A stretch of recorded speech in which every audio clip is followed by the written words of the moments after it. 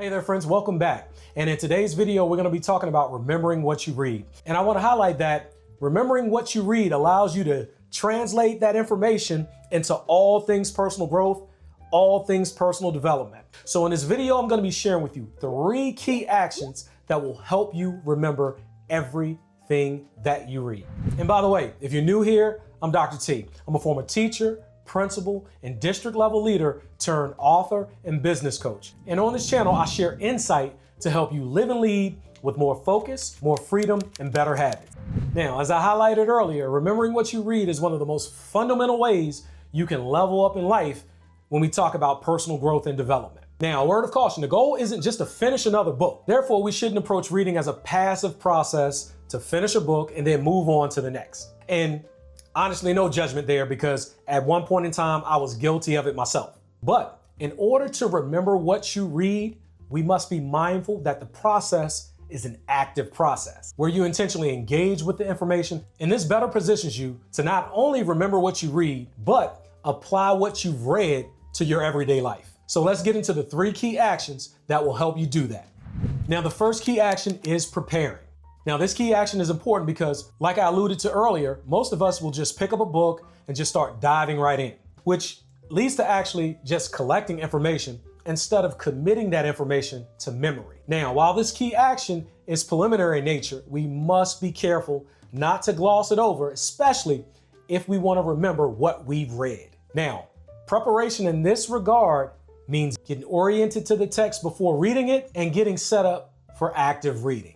Getting oriented to the text means getting a clear understanding of how the main ideas and core arguments are structured and organized in the text before you start reading. And what's been extremely helpful for me over the years is taking a look at the table of contents. That way I understand clearly what the main ideas are, what the core arguments are, what the supporting details are as part of that text, as part of that book that I'm reading. And this helps organize and guide my focus as I read. And now what I want to do is talk about getting set up as part of preparing for active reading. And now this is about eliminating any distractions and having the proper tools, the necessary tools readily available to support active reading. And I say that because you can't be fully engaged in active reading if you're checking notifications, checking text messages, scrolling social media, checking emails, along with not having a way to capture your takeaways. And what I've relied on in the past for preventing distractions and capturing my takeaways is first designating time to read, having uninterrupted time. And with that uninterrupted time, I place it on my calendar. There are times set throughout the day where I designate for reading specifically. And when I started out, I designated roughly 30 minutes a day for reading. And then that bumped up a little bit. I increased my volume to about an hour a day for reading. But truthfully, how much time you set aside really doesn't matter. You can start off with 15 minutes.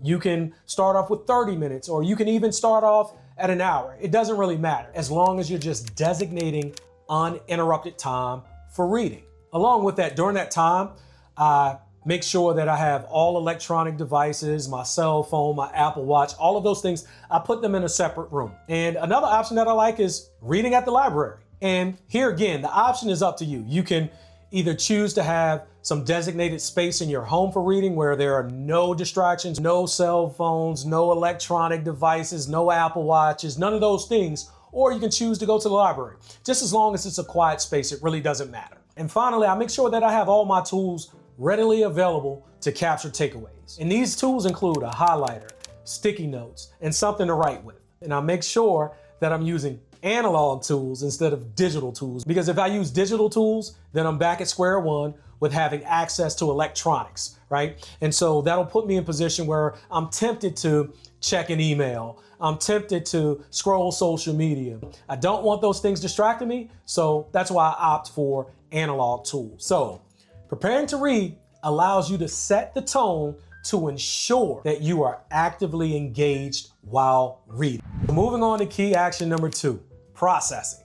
This is where we begin to actually engage with what we're reading and process that information. This is important because this is where the brain begins to convert the information that you've read into a format that it can actually use and store. So what I'm saying is the brain begins to start making sense of that information, connecting it to what we already know and organizing it in a meaningful way. And what I found is that in order for this to happen, there are two things that must take place. There's segmenting and there's capturing.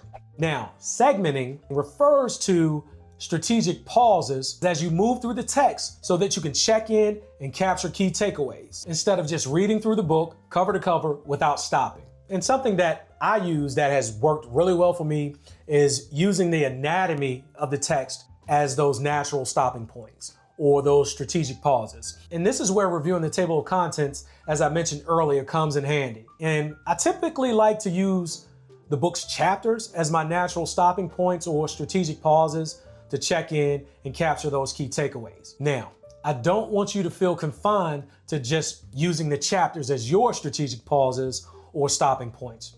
Feel free to use the subsections, the supporting detail, or whatever you choose as natural stopping points so you can check in and begin capturing your takeaways.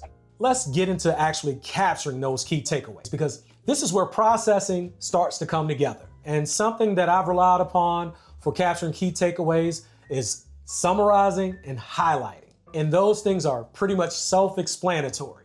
As I read, I highlight anything that stands out, anything that I can apply to life, key takeaways, unfamiliar words, you name it. Those are the things that I'm highlighting as I'm reading through the text. And when it comes to summarizing, I simply go back to what I've highlighted and attach a sticky note to the corresponding page where I write my reflections and my interpretation of the highlighted material in my own words. I make sure it's in my own words and not the author's words. I also look up those unfamiliar words that I've highlighted and I add those to my sticky notes. And that just adds another level of clarity around what I've read. Another thing that I do is write down these short, witty statements that capture meaning called epigrams. And I'll talk more about how I use those when we get to key action number 3.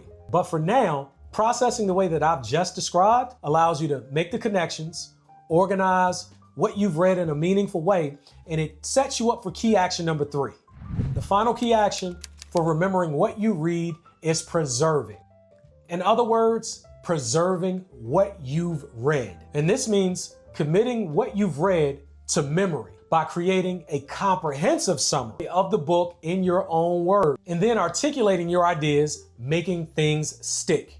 Creating a comprehensive summary of what you've read boils down to synthesizing everything that you've captured on those sticky notes. So after you finish reading the text and after you've finished processing, what you want to do now is take all of your takeaways and group them and organize them according to the main ideas in the text, along with summarizing the impact that the book had on you. And what I mean by that is summarizing and include what can be applied to everyday life. And then there's articulating your ideas after you've completed your summary. And this is about sharing what you've read with others, because putting ideas into your own words not only helps you remember what you've read, it also leads to true understanding of what you've read. This allows you to double down on ensuring that nothing fades after you've read something. And here, what I typically do is I like to share what I've read with a friend. And this is where the epigrams you've created come into play, because they allow you to structure your main points in a catchy way for easier retention. And also, another way to articulate your ideas is writing a blog post about what you've read. So remembering what you read boils down to 3 key actions that help you engage in an active reading process versus a passive one. And this allows you to remember everything that you read. All right, good people, if you like this video, you're gonna wanna check out this one over here where I walk you through how to lead through pain in order to level up your life. Thanks for watching, and I'll see you in the next video.